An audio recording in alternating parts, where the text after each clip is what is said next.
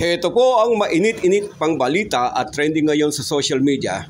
Sa wakas, umamin na raw si Harleen Budol at Rod Gomez na nagkainan sila. Pero hindi raw sa hotel kung hindi sa beach nang mag-out of town sila.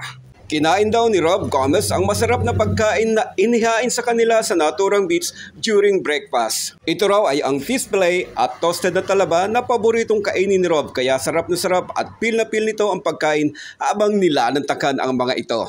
Samantala, si Harleen Budol naman daw ay enjoy na enjoy sa pagkain ng jumbo hotdog with sunny side of egg na paborito niyang kainin. Okay kayo mga idol, at least umamin na kayo nagkainan para matigil ng mga usyoserang marites.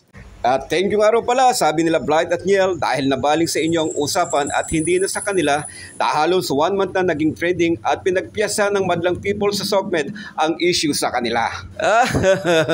Ay mga bubuyog at paro-paro sa show business, nagkalat nga naman talaga.